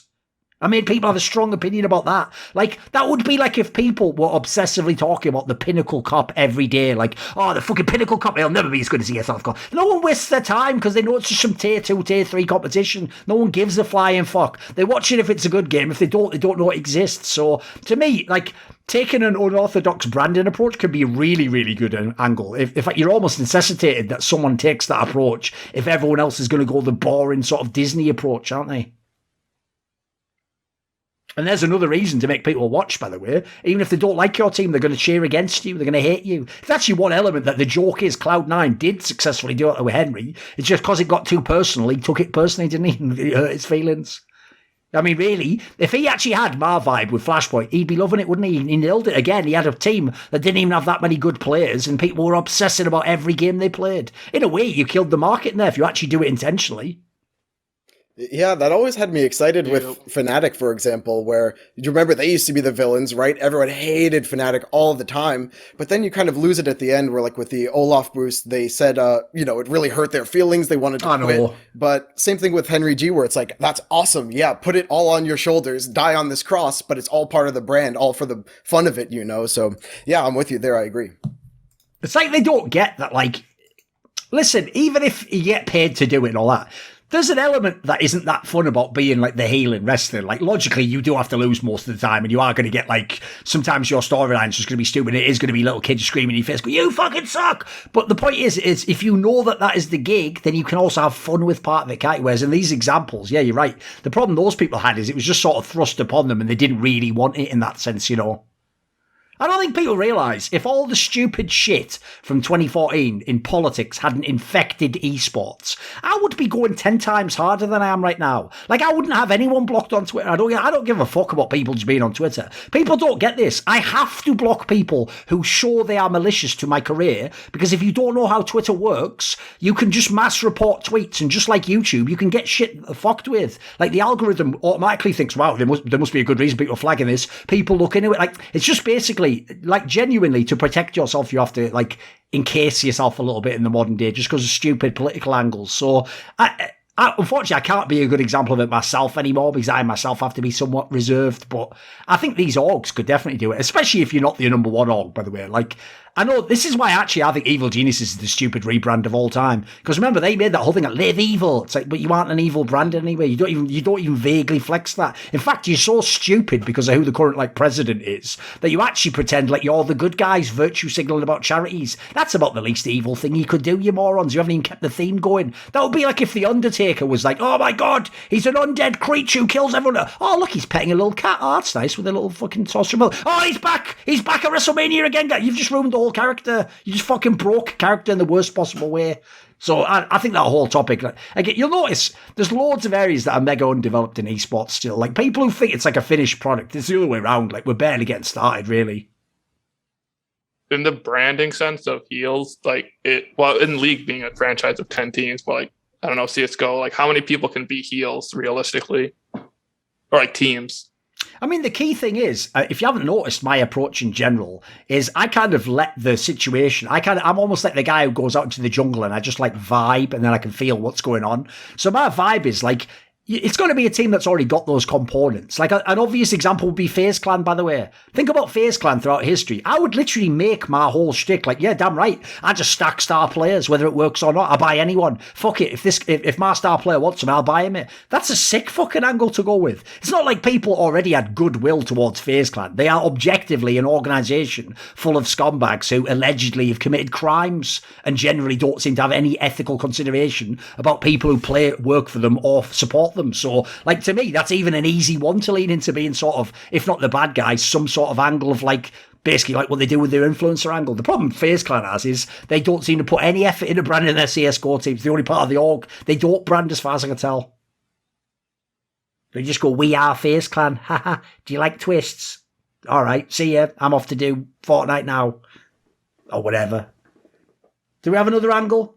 Or another topic we want to jump into? Well, I do. I kind of going back to the managerial role that we talked about earlier. What are your thoughts on the move, or everyone's thoughts on the move of Threat, his new role? Because I'm trying to understand what exactly he's going to be doing in NIP, and it's not exactly clear. Can you tell me what his new role Basically, is? I believe he's called like the director of esport or some shit like that. I'll double check, but I think it was one of those terms. Like, I think it was head of esports. Head of esports. Basically, that sounds to me, if I'm trying to translate, like he's going to be involved with bringing up talent through the academy team, because that sounds like something that would be involved. And then maybe he's the GM as well. Maybe he actually gets to fully decide the players. That's what it sounds like, at least. In one of the releases, he had said something. He said he's still focusing on the ultimate tactical side of the game, but not calling. So almost like he's also taking on an analyst role. Okay. With a director role. So I don't know. I thought that was kind of interesting. I've always been a big fan of Threat, so I was just curious if you knew exactly what he is doing in this new role, because it sounds. What do you think, Lager?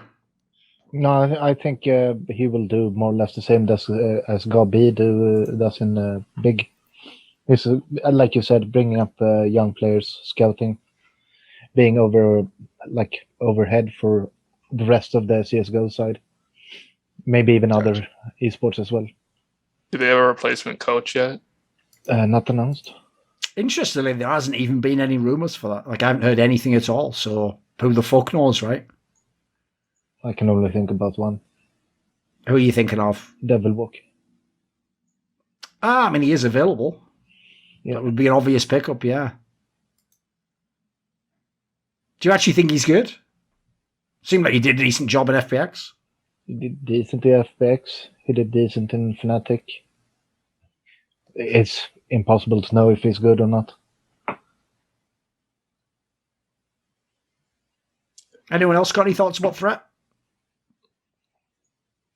I do kind of like how the scene is starting to level up a little bit in that way, where this is a move to me that kind of feels like Valence going to EG as like the head data scientist or data science director, whatever it was. So I kind of like that these orgs are investing in infrastructure, but I'll echo the sentiment where, yeah, I don't exactly know what his responsibilities are. I don't quite see what positives this will bring to the org. And yeah, I'm also very curious in who's coming next. I mean, I will say, I do actually view this year's NIP team, but specifically this one, 2021, I do think this one is a black mark on Threat's record.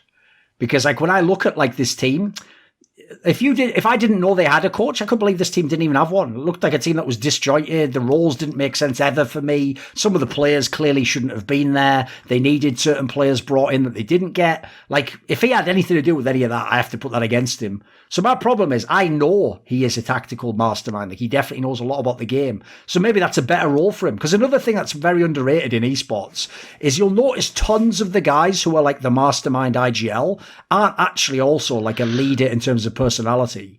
And unfortunately, he fits that bill completely, mate. Like, this guy isn't a drill sergeant. If you just say to him, like, I don't like the way this is going on, I want to do something, he'll probably just let you. He seems like the kind of guy where I almost want him to come up with the game plan, then someone else enforce it. So I generally like the move. He's still keeping him in the org, still going to help you with some elements of how the team plays, but maybe someone with sort of a firmer hand is going to come in and run things. I think that might be a good idea.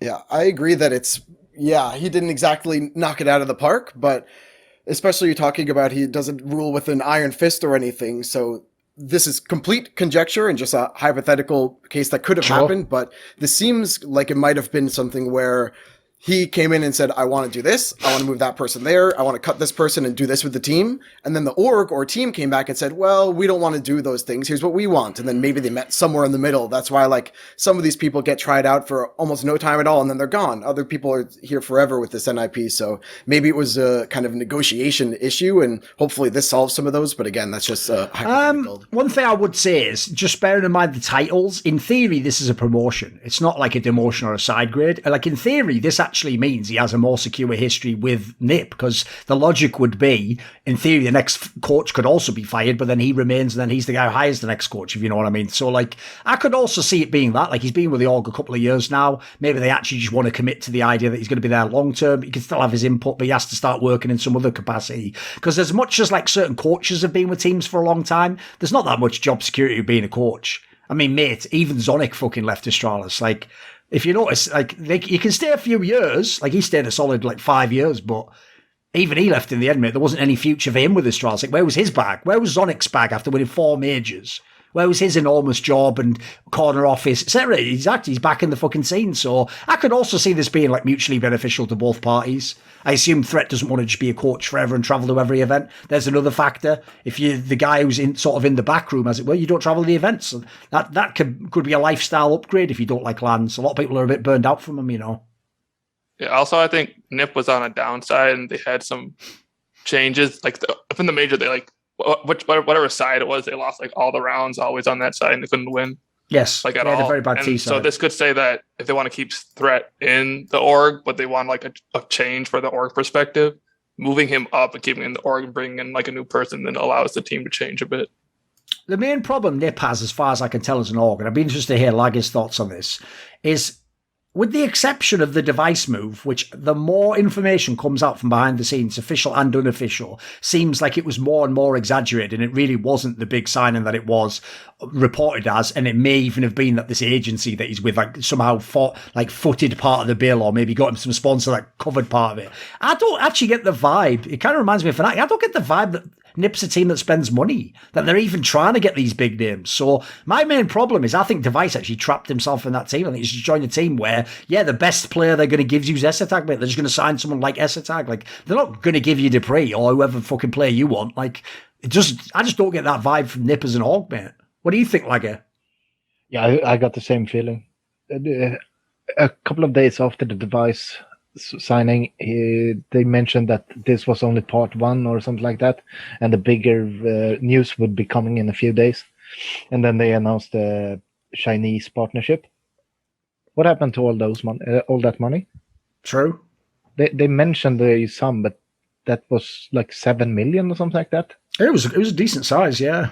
Yeah, that's insane. I haven't seen them spending on anything. Like, one thing I think's mad suspicious is, like, anyone who knows the old school Swedish scene will know this. It's one of the scenes that nearly every transfer move is out there before it officially happens. You don't get surprises in the Swedish scene. Like, what happens is you hear 3 weeks before it happens, like, Olof Meister's going back to Fnatic, and then it just happens. It becomes an obvious move. Everyone's heard it, and it just goes ahead and happens. So all I'll say is this. Aside from that Danish CSGO league's wanker just claiming that Dupree was going to Nip, and that's the only person who has ever said that in any official capacity, like as in publicly even, who's a known person. Aside from that, I've never even heard Nip associated with moves. Like, they're not even rumoured to sign any of these big name players.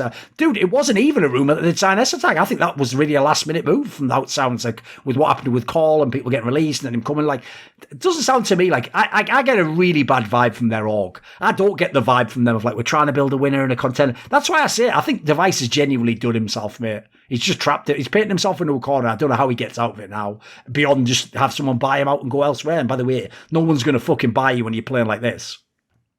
You don't think that was the point, though? I felt like the writing was almost on the wall where, you know, Device kind of knows what team he's getting into with Nip, and he's like, you know what, I put in my hard yards over in Astralis. It's time for me to do something, you know, take my foot off the gas a little bit. So it seems like... No. I can see why you'd see that from the outside. Like, this isn't basically where he cashed out. Like, sad thing is, he's one of the only ones, as far as I can tell, who didn't want to cash out, mate. Like, he just wanted to have a winning team again. As far as I know, the stuff he said publicly, he genuinely believes. He really believed that this might be his chance to be like the number one player without the Astralis system and no one giving credit to Glaive and Sonic and all that. And he also really believed, this is the maddest part to me, if people noticed when he joined Nip that for the last 2 years he'd been in like the HLTV ranking, he kept bigging up like young Swedish players. Like, he picked Plopsky in 2019 or whatever, 2018 or whatever it was. He picked like, I think ZTR and someone else. Who was the other one? ZTR. I can't remember Rolf, the other name. I think it was who? Rolf, who played in... Rolf, there you go. So he picked out these like up-and-coming Swedish players. So I actually think, for real, he genuinely thought that like Nip was going to be like a talent factory and that these would be the next good players and that, you know, he would use his experience and then they would get better and then they would have a really good team. I think he really thought this team would be good, mate. I mean, he was totally wrong, but then again, like, that's just pro players for you, mate. It's like I said on Twitter recently, if you think coaches don't know anything, or I don't know anything, or commentators, you should see the fucking teams players would make if you gave them the chance. Like, if I let players play a football manager with CSGO, like, they see this Team Liquid lineup, that's the sort of dog shit they would make, mate. They would make teams like that. They wouldn't make some amazing squad. And by the way, here's the really depressing one. You know that move when they cut Alexi B for Mens, right? Every pro player now will tell you, oh, it was the wrong move. Dude, they all would do a move like that. They would all do the move where you cut the person you perceive to not be that good and just add a star fragger. They would all do that all day long. You know? That's just the way pros think, unfortunately. So, unfortunately, I think Device genuinely went in. Look, he had other reasons, like the whole thing with his girlfriend living there and all that. I'm sure he had other reasons pulling him to the move, but I think he also drank the Kool-Aid as it was. It's the reason why. Put it this way.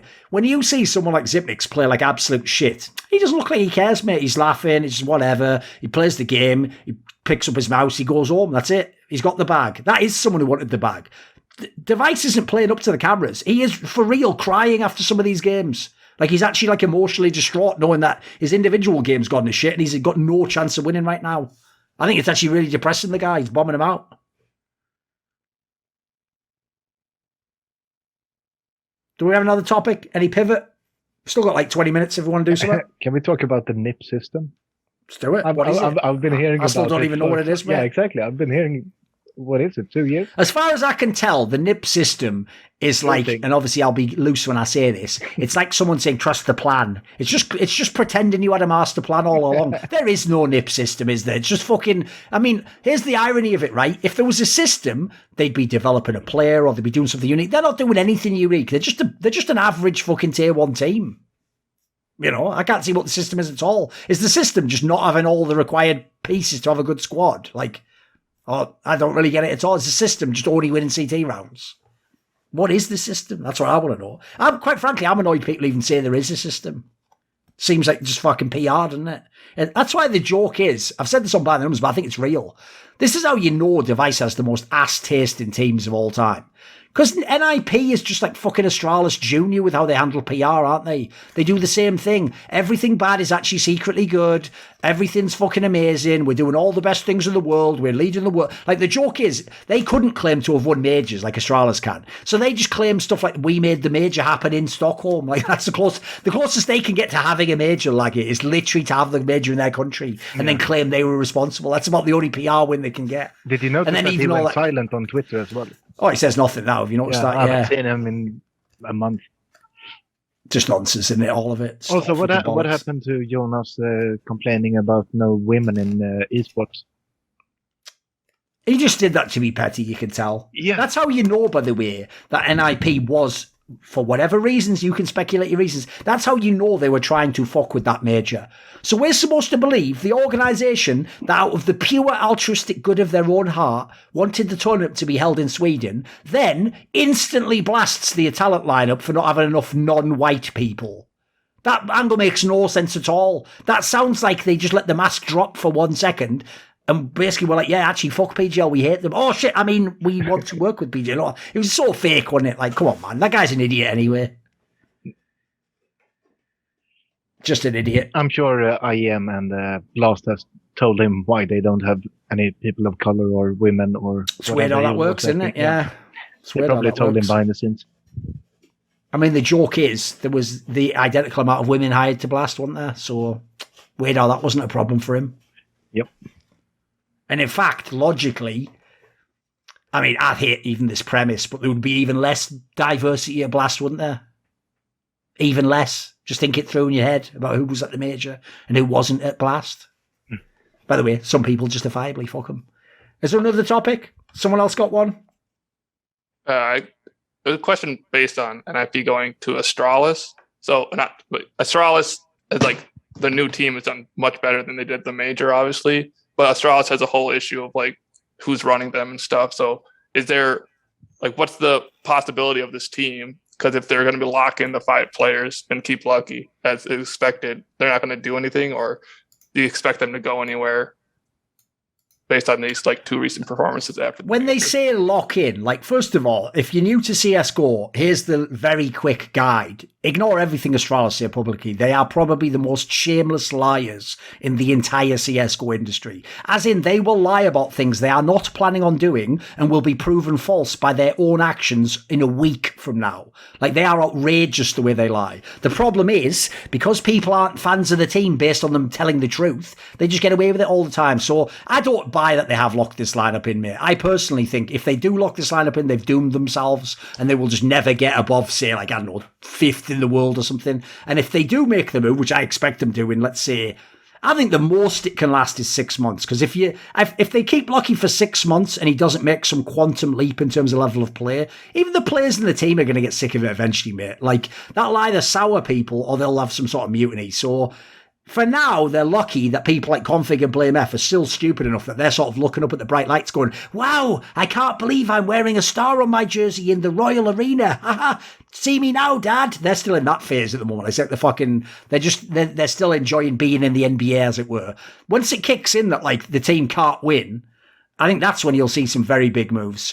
Now, the problem is, I don't know that you'll ever see a good player join Astralis. Like, unless they literally are going to go and sign some of the AWPers that people are thinking of, they're another team that doesn't fucking pay buyouts, that does not buy big players. So I personally find them not that interested in a project. Like, there was a little bit of interest in how they played at Blast. You already saw Iron Winner. That just fucking disappeared immediately. Like, that was a one-off. It was a miracle flash in the pan, wasn't it? So there is potential in the lineup, but for me, not as much as other people. Like, I actually find them just not that interested in the team right now.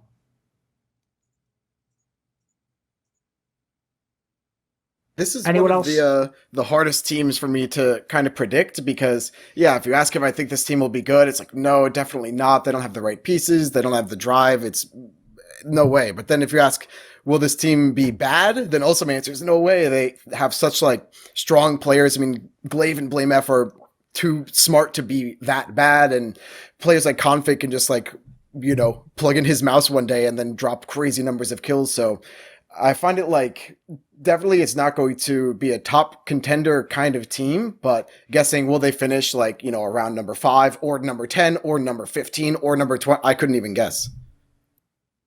I do think the team almost can't be like truly bad when you have some of those players. Although even then, I mean, for example, if you're talking about Glaive, I have no idea where his motivation will be in the coming months. I don't know if he's super into it. I don't know if he won't be into it. And we'll have to see how the team fares. I could easily see that sort of turning against him if he's not fucking with the team in 3 months. Maybe he just starts to check out a little bit, just do his job, you know. People are sort of assuming that this is the old Astralis Glaive. Well, who knows at this point in time? People have a lot of other factors to consider at this point in life. This video was kindly supported by Lager15, Matt Pugnatio Rajcula, Travis Goff, Zack Schmidt, Adam Ochs, Alexander Rao, Animosity, Blake McGuinness, Bot Pounder 420, Hades, Jdubs, Jensen Goh, Joseph Ginsburg, Kovacevicd, Tobias Bernasconi, Zoomba, Zyrathenia, and a special thanks, of course, goes out to Jerky's Minion and DZL. Do you want to suggest a topic or a guest for my content? Want to ask me a question in one of my video AMAs? Do you want teasers for who the upcoming guests are going to be? Or maybe you'd like to take part in one of those long donated discussions that I do? Well, put your money where your mouth is and join the Skruminati today via the Patreon link in the description box below.